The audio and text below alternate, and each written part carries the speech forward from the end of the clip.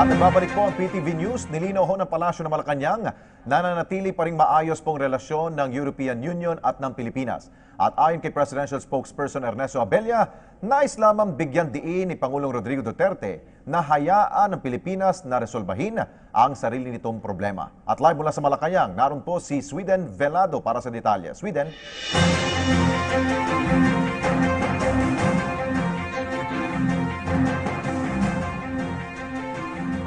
Muling nanindigan ang Palasyo ng Malacanang na hindi dapat makialam ang European Union sa estilo ng pamamalakad ng bansa ni Pangulong Rodrigo Duterte at maging sa internal domestic affairs ng bansa. Pinaalalahanan ding muli ni Presidential Spokesperson Ernesto Abella ang media at publiko na huwag literal na ipagpakasing kahulugan ang mga ekspresyon na binibitiwan ni Pangulong Rodrigo Duterte, kagaya na lang ng nabanggit niya sa kanyang arrival speech nang siya ay magmula sa Myanmar at Thailand, kung saan nasabi niya na bibitayan ang EU kaugnay ng isinumiteng resolusyon ng European Parliament upang himukin ang Pilipinas na huwag nang ipatupad muli ang death penalty sa bansa.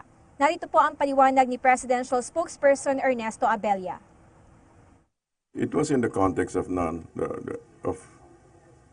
non-interference with the national sovereign affairs, simply because he said that he felt that they were infringing on our national sovereignty to be able to deal with their own situations. The relationship between the European Union and the Philippines is quite excellent. We have they've offered they've offered rehabilitation centers, which is social therapy based. They've also European businessmen over here. However, the European Parliament seems to be creating its own brand of noise. Tala nito pong Lunes ay nagkaroon muli ng pagkakataon na makapag-usap sina Pangulong Duterte at Moro National Liberation Front founding chairman Nur Miswari sa hometown ng Pangulo sa Davao City. Kabilang po sa mga napag-usapan ng dalawa ay pagkamit ng pangmatagalang kapayapaan sa Mindanao. Nagbabalik po si Presidential Spokesperson Abella. Basically, it was just a reiteration of this was a close-in meeting. All right, this was a close-in meeting, so. It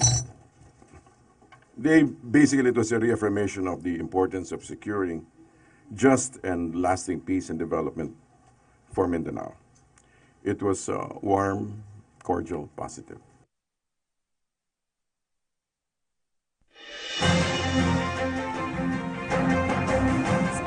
Good news naman po tayo dahil nagsimula ng mamahagi ng 600 peso worth of rice subsidy sa mahigit 4 na milyong 4-piece beneficiaries ang Department of Social Welfare and Development ngayong Marso. Tinatayang nasa 2.5 billion pesos ang kabuang halaga ng rice subsidy. At kaugnay naman po ng dinner invitation ni Pangulong Rodrigo Duterte kay Vice President Leni Robredo na makadinner nga ito kasama ang pamilya ni Robredo. Sinabi po ng Palasyo na ikinalulugod po nila ang naging positive response ni Robredo dahil pumayag nga ito na makipag-dinner sa Pangulo.